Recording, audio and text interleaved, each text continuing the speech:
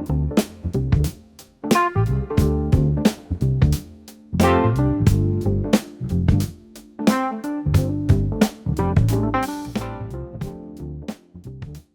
I'm Louis Meyers, and this is Meet the Author. I want to welcome to our show today, from his home in California, Mr. James Maguire, who is with us to talk about this wonderful book he's written several years ago about Ed Sullivan. We're going to talk extensively about Mr. Sullivan. Mr. Maguire is an author and journalist who has written about a broad variety of cultural and business topics. He's also written a book, The American Bee, about the National Spelling Bee. He is also the executive director of Tech Voices, which is an online publication that covers today's emerging technologies. So, Mr. Maguire, welcome, and thank you for being with us today. Hello to you, Louis, and I really appreciate the interest. I think it's obviously it's a very interesting topic. Well, Ed Sullivan is an interesting fellow, and I was thinking about this.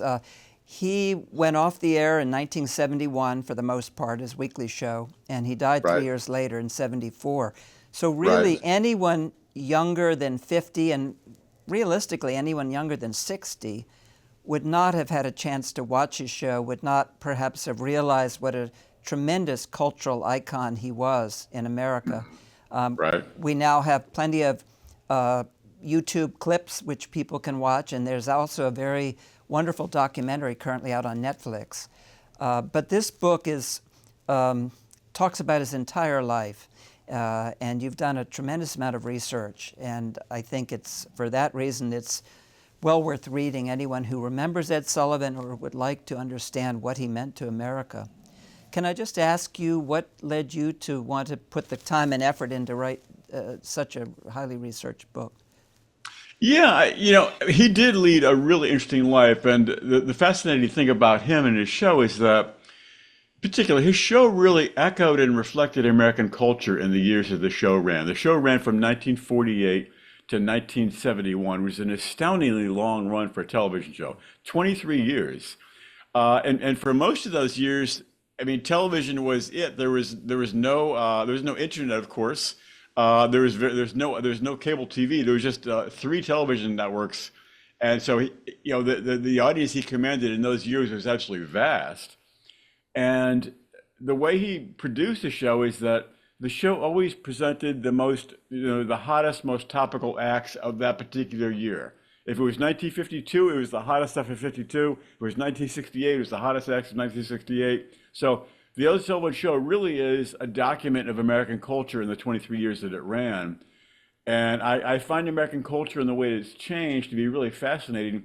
And his life really is such a reflection of that. Indeed it is.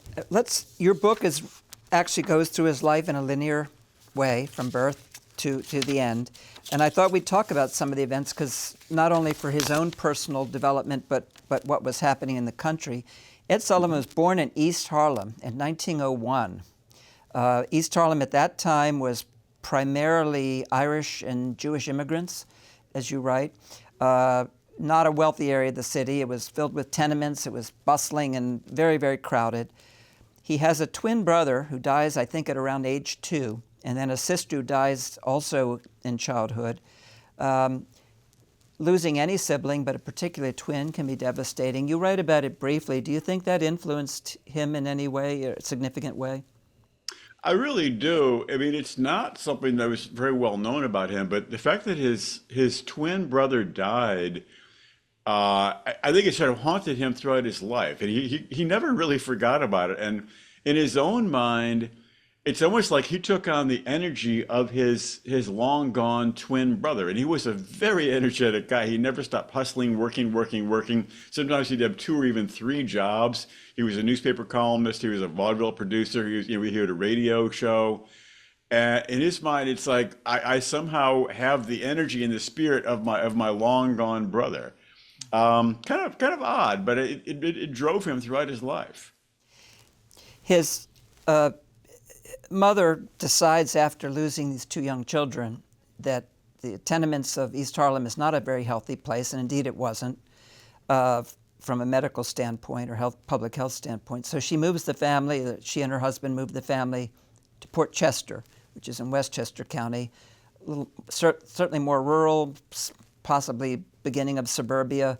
So Ed Sullivan grows up, for the most part, in that atmosphere. It allows him to take place in sports, particularly baseball and football. And he's a good athlete. He's a tough kid. And his love of sports and athletics is a recurring motif in his life. As the World War I starts, he's, I guess, 16, 17 as the United States enters the war. He joins the Navy, or tries to join the Navy. They take him for a short period of time until they really realize that he's significantly underage, and they discharge him. And then he's sort of on his own out in Chicago and other places for at least several months. He's almost penniless, working a bunch of odd jobs until he moves back to Port Chester. Right. His mother, as you write, sounds like she was fairly nurturing. His father, who he spoke in the highest terms later in life, but really sounds like, I can't recall if he was an alcoholic, but he was certainly physically abusive to the kids, and they did not have a good relationship. One wonders if this influenced how Ed Sullivan himself later in life would be as a family man. But at any rate, any thoughts on his early years there?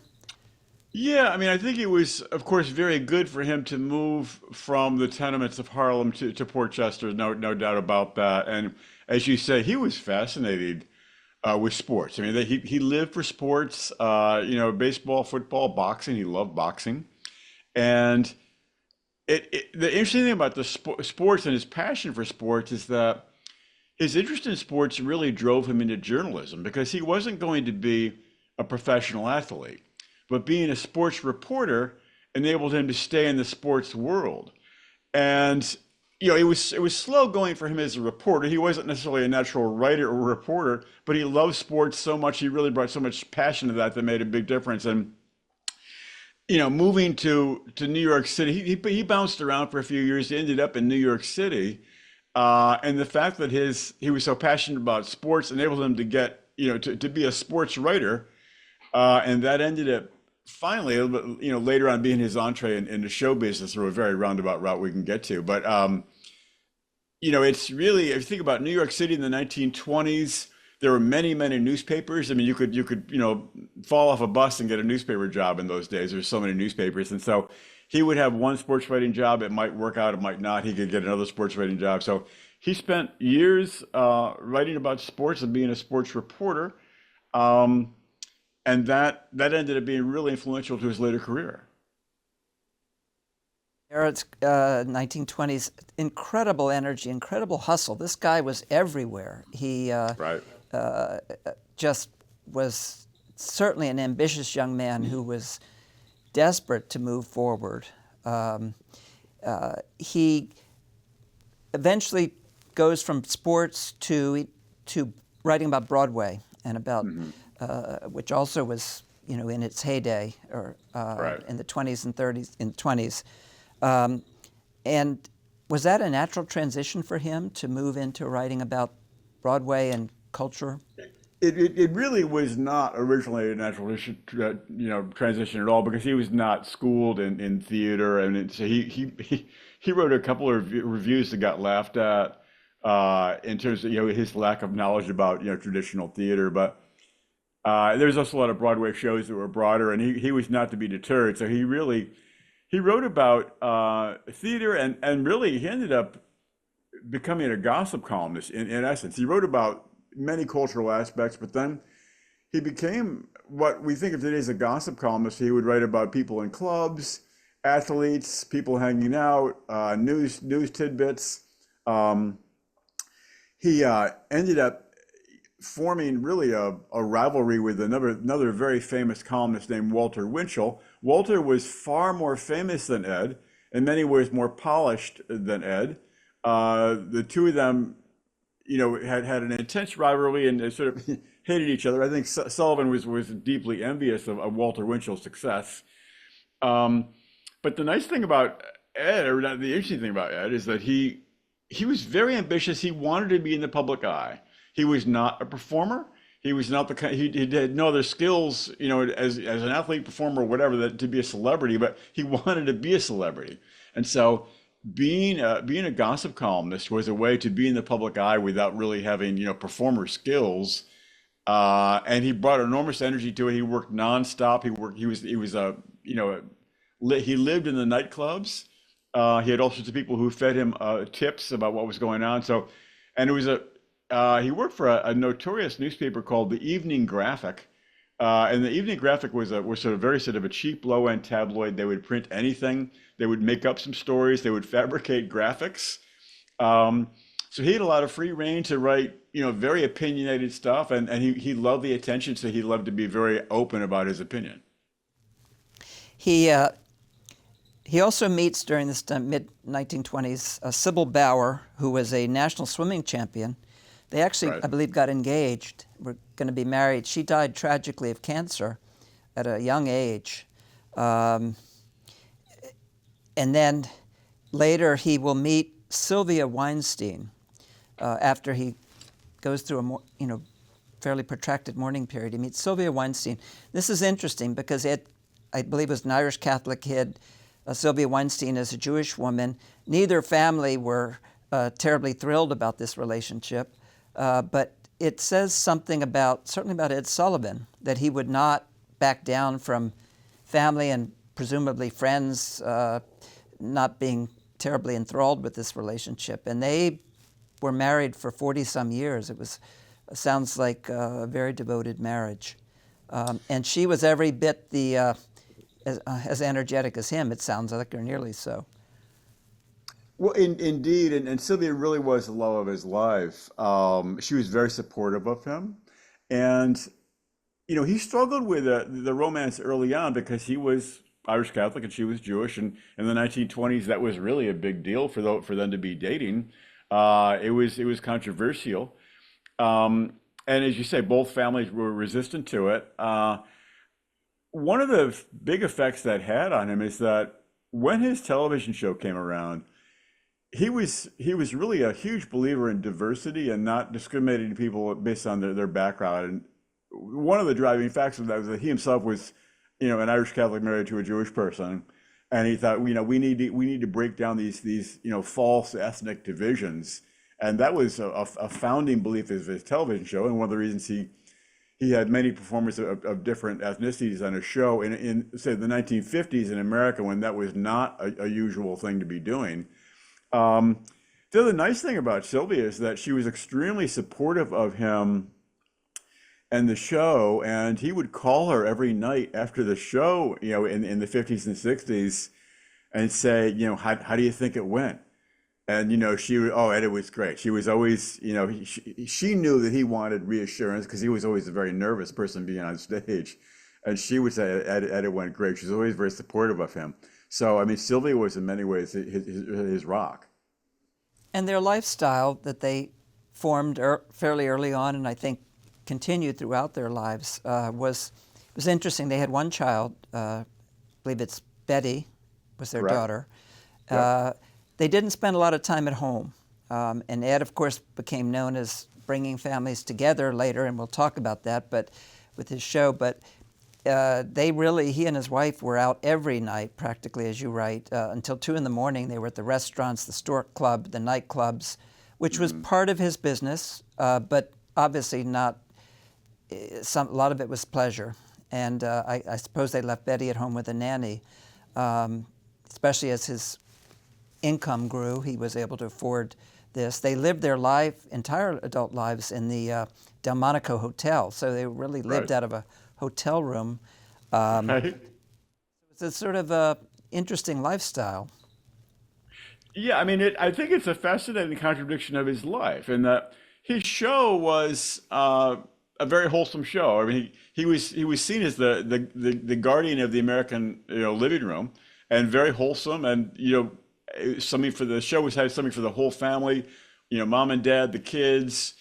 But he himself was a creature of the nightclubs of Manhattan. And you say he'd be out, during the evening, be all sorts of clubs, nightclubs, listening to jazz, big band music, hanging out in fashionable restaurants. sort of getting tips, of course, because even through all these years, he continued to write his gossip column later for the New York Daily News. So he was, even when he was on the air as a TV host, he was still writing his newspaper column. So he was still scouring the city constantly for tips and little bits of gossip about who's going out with who and what band leader has formed a new band and who's going to be in what film. Um, so it is one of the great ironies of his life that Ed Sullivan, who's was the most wholesome TV host in the world and appealed to middle America, was in fact a guy who just loved crawling the streets of Manhattan for all hours of the night. A quote where you said, Ed found the concept of family life to be greatly overrated. So I suppose that sums that up. Now, he begins to venture into radio in the early 1930s. Of course, radio is just coming into it being as well during the early years of the Depression. And his newspaper column and he uses it to get people on his radio shows and later on his TV shows, because he says, if you come on my show, I'll write about you and probably write nice things about you as well. So there's a little bit of pressure that influence that his newspaper gives him. But he starts in radio, and tell us about his early ventures into the radio world. Yeah, I mean, radio was a major frustration for him. I believe he had, if memory strikes me correctly, I believe he had 5 radio shows and they were all canceled because he simply did not have the personality to be a performer. Even though later in life on TV he was the MC, he was not a performer. And so we'd have radio show after radio show. And he would have some pretty big names on his show because he was a well-known columnist. And in those days, print newspapers were a very big deal. Before our modern media age, when we're really saturated with media, newspapers were a hot commodity. And so, the fact that he was a newspaper columnist enabled him to get many large names on his radio show. And yet still, the shows would get canceled because he himself was simply a boring persona. He could not put the life of his own sort of life energy out into the air over the broadcast wave. So, and it was enormous frustration for him. He would launch a show, he would do poorly, and he would get canceled. He'd wait a while, he'd launch another show. He could not give up because he had this enormous drive to be famous. He wanted to be a celebrity. Even the newspaper column was not enough. And so he kept launching show after show, and it just kept getting canceled, and it was an enormous frustration for him. Absolute persistence, if he... Oh yeah, no, he was not going to give up. He wanted to be famous, but the radio is not going to be the medium for him. He starts putting on variety shows at the Paramount Theater, I believe, in New York City, and most of these initially were vaudeville, which was big at the time. And these actually do become successful to a certain extent. And so this is his first foray into emceeing. And what he learns, it sounds like from your book, is diversity is, this focus on diversity in the shows themselves, not just the kinds of people, but he would have all sorts of acts in vaudeville. What were those years like? What were those for him? Yeah, he was, he worked nightly. I mean, constantly as a vaudeville host, and year after year after year, he would produce like 4 or 5 shows a week. It was really a grind, amazing. And think about those vaudeville years. As you say, he would produce variety shows. This might be a comic, it might be a juggler, it might be a novelty act, could be a sports figure doing a cameo walk on, and he kept the whole show moving. And those years doing vaudeville, a couple things about them. First of all, he really had an eye for talent. He wasn't a performer, but he understood how to read an audience. He'd stand there off stage and he would watch how the audience responded to the performer. So it enabled him to see, this performer has a certain amount of magic. That's what it means to be able to relate to an audience. And so he developed an eye for talent, and he learned how to reach an audience, and he learned how to produce a show. And I mean, it was a 15-year education before television even came into being technologically. So by the time TV came around, even at its most primitive site, he was an extremely experienced show producer. He And, you know, the vaudeville performers, interestingly, he was so loyal to them. Even later years when vaudeville was really out of style, he would still Right. sometimes bring them back onto his show in the 60s and to get them a paycheck, to get them a bit of exposure. So there was a loyalty there that he had. Right. In the mid-1930s, he and Sylvia decamp to Hollywood. They go west. And he's going to start writing screenplays. He's even going to have a movie about himself at some point. None of this works out very well for him. Right. No, it was a glorious time in terms of writing the column in Hollywood. He really hobnobbed with stars and golfed with Fred Astaire and because again the newspapers were bigger those days. Really, the biggest stars wanted to be friends with him, or at least they wanted to be around him because they wanted to get noticed in his column. So he led a very glamorous life in Hollywood. The biggest parties, really the biggest stars. The bit about, again, I mean, the interest in a movie about him or a show about him that wasn't going to work out because again, he could be a difficult personality. He wasn't always the most easygoing person in the world. But I think the Hollywood years set him up because it raised his star even higher as a newspaper columnist, and later by the late 40s, enabled him to have a high enough profile so that CBS tapped him to launch a TV show. Initially, it is something of a failure, and they come back east. He doesn't give up. He goes right back to doing what he was doing before. One of the, and you mentioned this a number of times in your book, he was troubled throughout much of his adult life with stomach ulcers. And these were serious. He ended up in the hospital, I think, several times. I mean, he was constantly in pain, constantly chugging milk, because they really didn't have many any medications for that at the time. So this was I don't think people were aware of it as much even at the time. I think he probably tried to hide it. But did that have a big effect on him? Yeah, it did, and I think it's testament to the fact his drive. I mean, his stomach did bother him terribly. He ended up at the end of his life ended up dying of esophageal cancer, for goodness sakes. But I think the point of this is that he just simply was not going to slow down. I mean, if really taking care of himself means getting himself out of these high stress performance situations, well, he wasn't going to do it.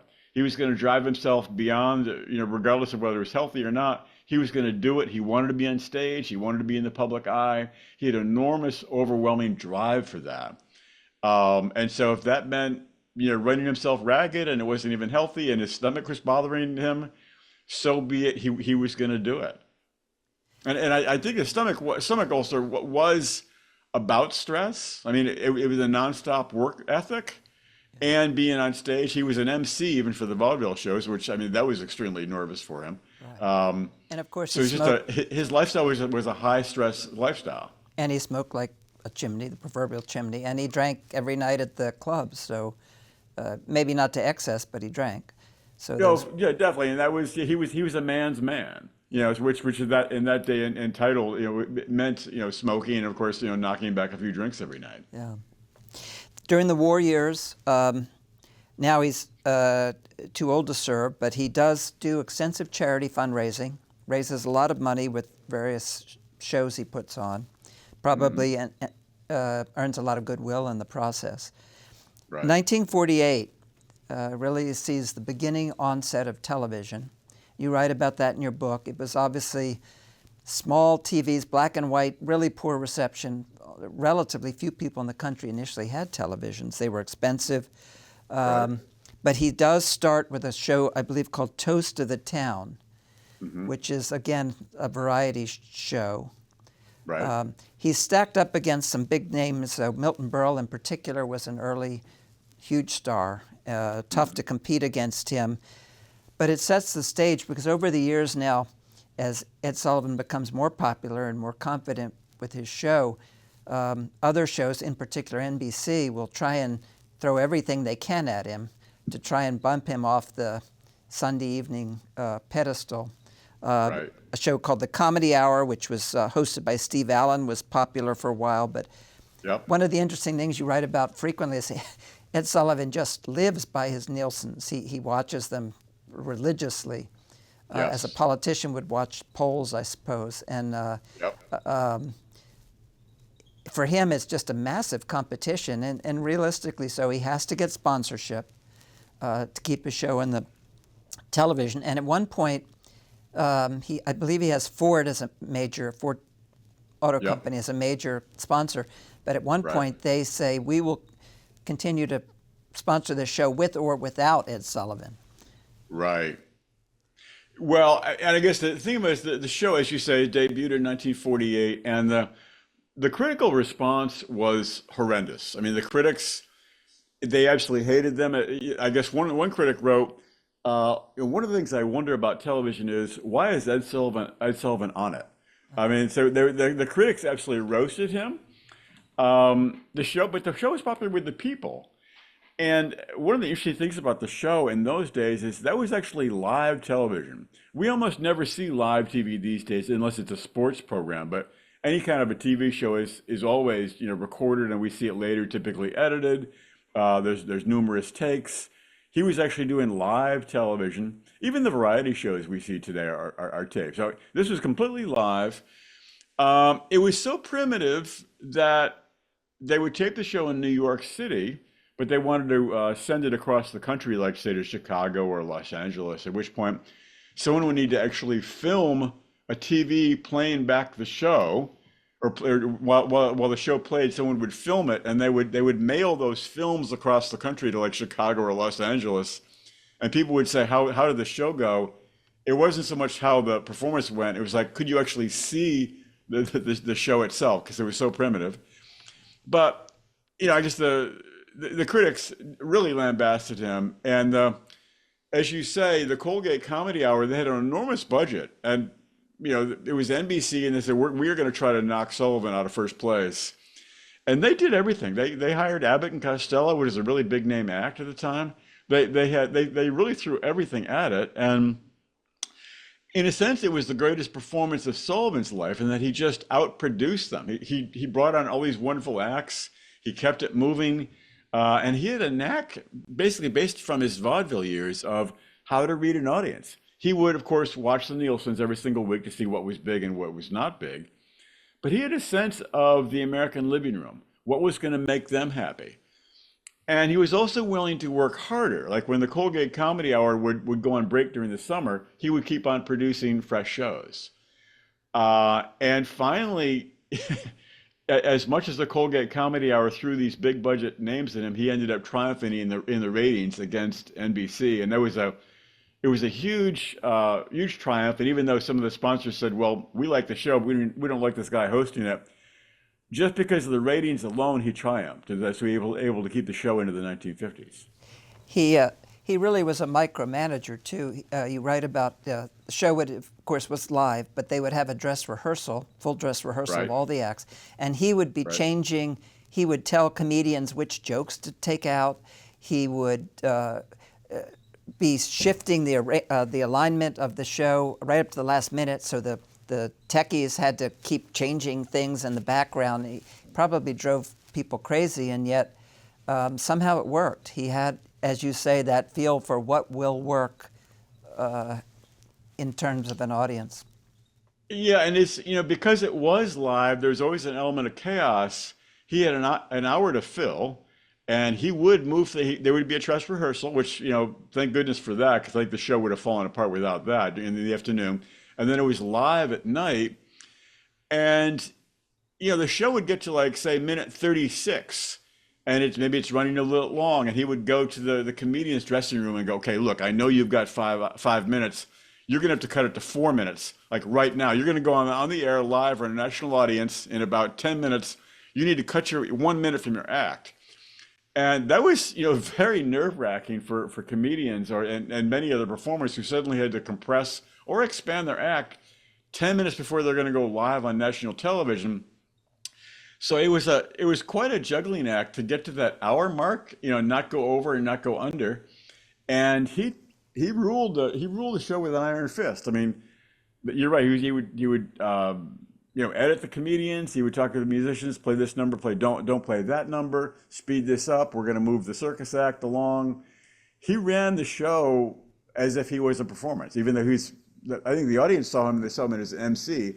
He was really the producer of the show, and that was really the show why the show lasted so long. His talent as a producer.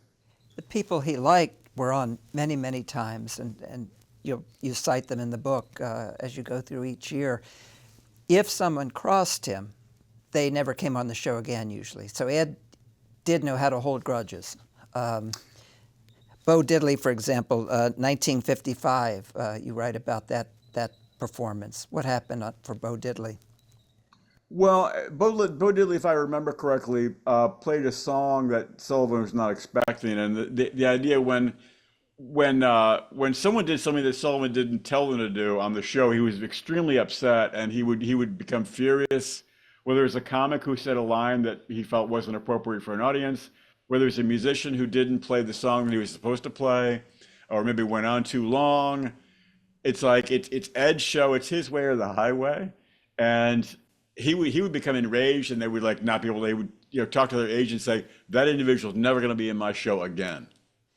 These, of course, in the 50s, we had Joseph McCarthy era, and Sullivan was as you write, an ardent anti-communist, probably fairly conservative in his overall politics, and yet contradictions. He was a good friend of the Kennedy family, he was at John F. Kennedy's inauguration, supported the Kennedys throughout.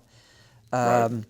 And as we're going to talk about, opened up network television to a range of people who otherwise would never have been seen on television. Right. If there are two Ed Sullivan moments that even younger people are aware of today, one came in 1957 with Elvis Presley, first of a couple of different appearances, and then, of course, in 1964 when the Beatles arrived in America. Talk first about the Elvis Presley, because this was huge, not only for Elvis, but for Ed Sullivan and perhaps for America. For America, definitely. And I mean, it was a titanic moment in American cultural history. The idea of Ed Sullivan presenting Elvis Presley on his television show, in that, again, Ed saw his show and the way he produced it was, this is safe Sunday night watching for the entire family. And it's hard to remember how controversial Elvis was back in the day. We think of him as this, very mainstream figure, but there's a lot of people that were actually fairly offended by Elvis. The hip swiveling was seen as somehow like that was too risque.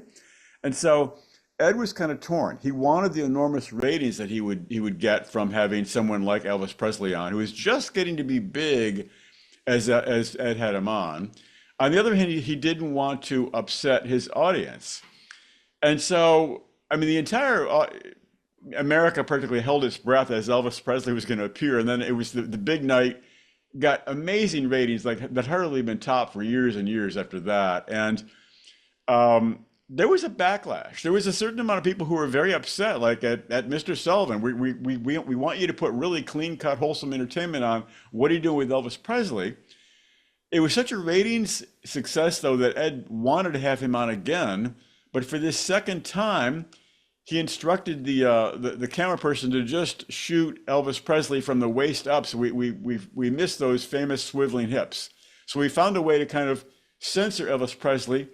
He also introduced, before Presley sang, he said, this is a really fine young man. This is a really great guy. I give him the Ed Sullivan imprimatur of approval.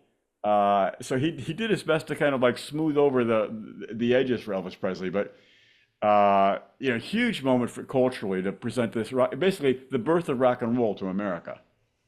Yeah, you mentioned the imprimatur, the Ed Sullivan imprimatur. It's somewhat similar, I was thinking, to Johnny Carson. Carson had, in later years, 60s, 70s and on, would have some of that same influence. They said when he would invite a comedian to come sit with him after after his bit, that was the stamp of approval, and comedians would wait to see if he was going to invite them over. So some of the same moments. Well, yeah, I mean, I interviewed Joan Rivers for the book, and she said to me, if you got on Johnny Carson, you could play any city in America.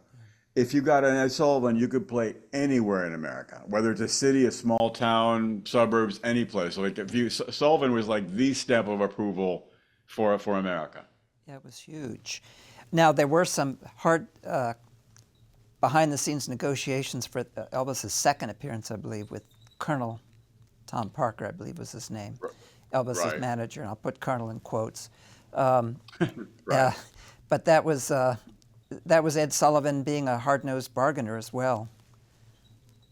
Yeah, I mean, Colonel Tom Parker, of course, really knew that one way or the other he was going to win the negotiation and that he was going to get he'd get quite a sum. I think finally there was an amount of money that even Sullivan would not pay, but they did go back and forth. I mean, Sullivan could be, and he would do the negotiating himself. He would talk right to the agents. He was very hands-on. So it had to be on his terms, but I think finally Elvis demanded so much money he simply could not go on in later appearances. Then, times begin to change, of course, in the 1960s. President Kennedy's assassinated in 63, and then in 64, the Beatles come to America. And tell us about that moment, what led up to the Beatles being on the Ed Sullivan Show. What was it like for Sullivan? What was it like for the Beatles? Yeah, I mean, it was the Beatles. If you read about them, they had always dreamed of being on the Sullivan Show because they knew it was like making it in America. If you were going to be in the Ed Sullivan Show, that meant you had made it in America. So they really wanted to be in his show. There's a legend that Sullivan had seen the Beatles when he was in London. He had seen an airport mob scene. That was always kind of the story, but I talked to his talent agent and I realized that was kind of an invented story by Sullivan. In fact, this guy who was his English talent agent said, "Ed, there's a hot band. You need to book these young boys." And they were just getting to be known. They were just barely known in the U.S. at that time, but they were extremely anticipated. And so, 1964, that night in 1964, when the Beatles were on Ed Sullivan, it was in many ways culturally, it was the beginning of what we think of as the 1960s, of rock and roll in the 1960s. And it was, again, Sullivan's show, it was considered the full family. Everyone was there, teens, kids, mom and dad. And it was the introduction, like, this is the beginning of rock and roll in the 1960s. It's happening right now. And it's sort of this moment that goes down in the history books. And it was extremely well received. I mean, wild, very, very high ratings. How did Ed Sullivan, of course he had had some screaming young, particularly teenage girls when Elvis was on, but how did he deal with the audience for the Beatles? Well, he did his best to tamp them down, but the truth of the matter is that he loved it. I mean, he wanted his photo taken with the Beatles. He wanted to kind of bask in their glory. He loved the excitement of the audience that would then be broadcast. There'd be like views of the audience broadcast out to the television audience. So it was sort of a chaotic force that he did his best to channel for the sake of the publicity of the show. But yeah, it was such a big moment for the country and for the show. Starting in maybe in the 60s, everyone had an Ed Sullivan impersonation. All the comics did it. He was probably the most impersonated on stage performer in history. I mean, what was it about him that everyone wanted to do an Ed Sullivan impersonation? Yeah, because he was so famously stiff. He was petrified really to be in front of cameras. And yet he could not avoid it. He wanted to be famous more than anything. So here he was on live television night after night after night after years doing that, and still he remained very stiff and very nervous. They would call him Old Stone Face. So he loved it though when comedians would come on and imitate him, because in his mind it represented the fact that he was famous enough to be imitated. And there was one comedian who sort of would come out and imitate him and use the phrase "really big show." And the truth of the matter is, the sort of funny thing about that is that Ed himself had never actually used that phrase. It was the comedian who sort of invented it as part of his riffing thing. So he would constantly say, the comedian would say, "really big show." And then Ed himself, after that imitation, began using that phrase himself. It became his signature phrase, like, tonight, folks, we've got a really big show. And it's the phrase most associated with Ed Sullivan, but in fact, a comic imitating Sullivan was the one who created it. You write about his malapropisms when he was in front of the camera, that he would jumble his words and whatnot, and that he did look a bit stiff, and yet that was endearing to much of the American public. It sort of became who he was and what they liked about him in some ways. Well, truly, I mean, he was Uncle Ed to the folks in the American living room across the country. It's like he was not this suave, cool performer. He was like someone we knew, and we ourselves would be nervous being on television. And here's Ed. We get it. He's a real human being. We can trust him. We know him. He's not slick. He's not a salesperson. So even though he struggled with it himself, it did endear him to the public, and they also understood that they weren't tuning into the show to actually watch him. He was in charge of it all. He was the gatekeeper, but they tuned in to watch the ballerina, the rock and roll band, the theater piece, the comic, the juggler. So, but he was beloved by the studio audience, by the TV audience. And that, I was just thinking that's quite different than today when you look at the late night shows, Colbert and Seth Meyers and others, Kimmel, Right. Jimmy Right. Fallon. I mean, much of the show is really about them as much as about their guests. So Yeah, very true. different. I mean, he would never make it today. I mean, it is ironic too that Stephen Colbert broadcast from the Ed Sullivan Theater, is one of Sullivan's greatest achievements in his own mind. I think to have a Broadway theater named after him. He had always wanted that, especially back when he was a Broadway columnist in the 1930s. I guess he'd never even dreamed of that, but. So all these, all the shows, there's still an Ed Sullivan Theater in New York, and actually it's where Stephen Colbert's show is broadcast from. But no, he would never make it on television today. That sort of very stiff persona would not work in today's broadcast world. One of the helpful developments in his life was that his daughter Betty marries a fellow named Bob Precht, I believe, Right. and very capable young man who becomes Ed's right-hand man and eventually moves into really producing the show in the later years as Ed's health begins to decline. But you could make a case that Bob Precht kept the show going smoothly for many years with, in a way that others probably would have struggled with. It's really true. I mean, for those later years, mid 60s onward, the exact date, it's not really clear, but Bob Precht really produced the show, and he had a steady hand, and it was still Ed's overall ethos, but Bob Precht was handling the logistics and making the show run smoothly.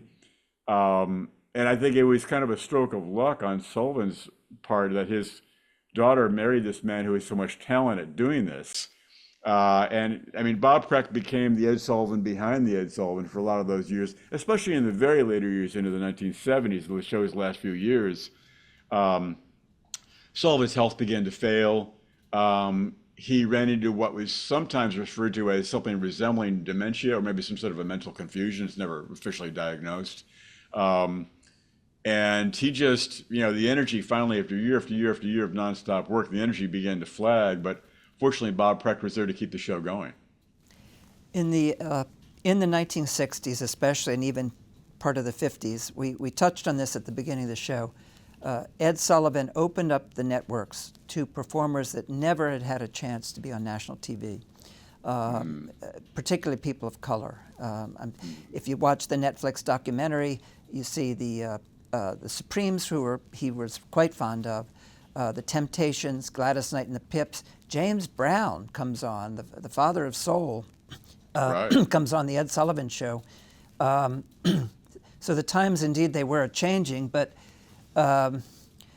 was this genuine on Ed's part, or was it partly because he recognized it would boost the ratings?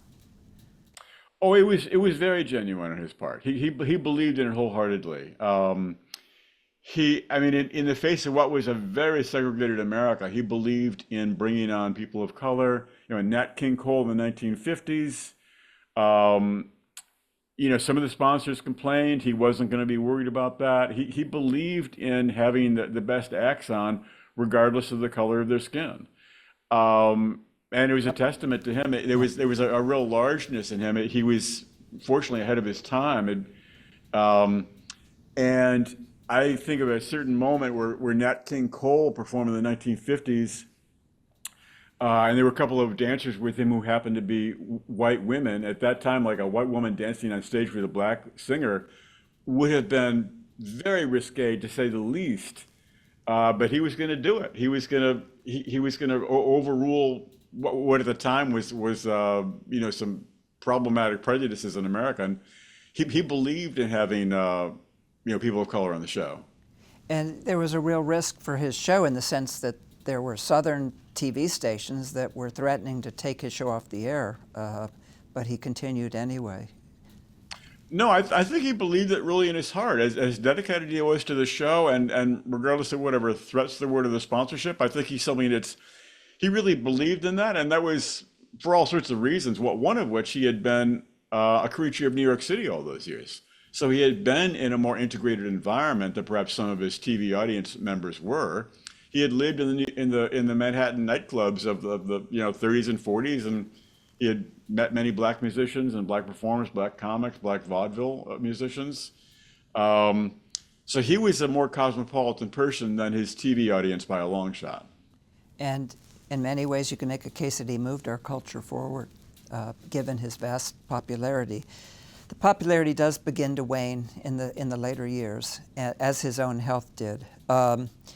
And we're in an era now where there are influencers, where we have cable stations, where we have everything online. It seems almost impossible to have a show again like Ed Sullivan's. Again, also it was, of course, live, which other than a couple of things like sports or the Academy Awards, we don't see live TV anymore. Right. But he believed in the big tent. I have a couple quotes from your book, if I may. You write, few television viewers in more recent decades, used to programs geared for their special interests and armed with a remote control, would sit through the Ed Sullivan Show. Yet, most of the years the program ran, entire families sat together and watched it, and each member in turn might be bored by some of the performers, but they could look at their family members' reaction and they could perhaps learn from that. Which I think is a really powerful statement that, and many younger people, and I'm now older people, I'm now talking about people 60 and over, do remember those Sunday nights rather vividly. Yeah, it was one of the beautiful things about the show is it really brought the entire family together, and of course, there were certain parts of it that were going to bore certain family members, and other parts would excite the teenager. Other parts might be for mom and dad, but everyone sat together, and of course, there was no place else to go. There was hardly any other TV stations for many of those years, and again, there's no internet, and so if you wanted to watch something on screen, and human beings apparently really like that a lot, you were going to sit there and watch the Sullivan Show. And it was a big tent. He saw it as a big tent. He wanted to reach out. He knew there are different parts of the audience out there in the living room, and he wanted to cater to each part in turn.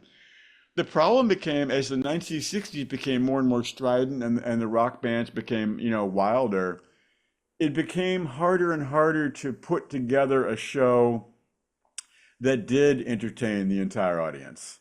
And so the show fell out of favor as some of the rock acts really disillusioned some of the older audience members. That really actually offended them.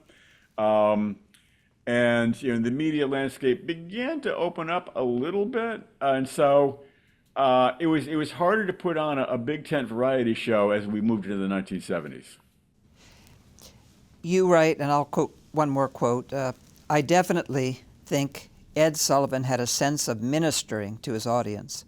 I definitely think he had a sense that he was talking to Americans. He was watching out for them. He was giving them entertainment. He was showing them diversity, and he brought people together.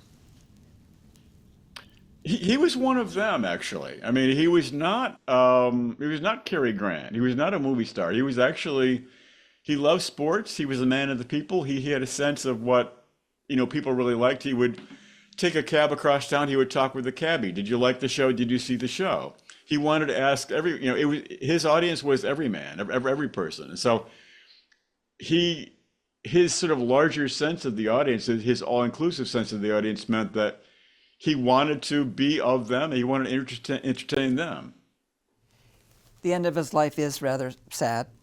He does begin to have some signs of dementia, and his beloved wife Sylvia dies of a rather acute, suddenly, of an aortic aneurysm, and he's bereft. And he dies, I think, just a year later, or a year or two later, 1974, of the esophageal cancer. His show was Right. canceled in 1971, and as you see in the Netflix documentary, it's a real blow to him. He had hoped to continue probably forever, or at least throughout his... He wanted to get to 25 years, I think, and he didn't quite get there. So that was a blow. But I think he left a tremendous impact on American society, and I think your book really, it's a fascinating history book because it's not just about Ed Sullivan, it's about the times he lived in. So that's why I would recommend this book. How can people find the book? I know it was written a few years ago, but how can people find the book today? It is available on Amazon. It's, I believe the hardcover and the softcover are there on Amazon. And it is interesting. You talk about his contribution. When I was researching the book, I went to the Library of Congress, and they have all 23 years of the show there on tape. And it is amazing to watch year after year and to see, for the 23 years of the show ran, it is really a time capsule of American culture in those 23 years. I mean, it is who we are as a people in that particular period, and his larger sense, he was willing to make it an integrated show. Thank God. It really does. It really is an accurate and lively, reflection of America in that time period. Well, I thank you for writing it, James Maguire, for being with us today, sharing your time. And I hope people will get a chance to read it, as well as watch the Netflix documentary. The two go hand in hand. Thank you so much for being here. Louis, thank you. I appreciated the conversation. And please join us next time on Meet the Author. Thank you.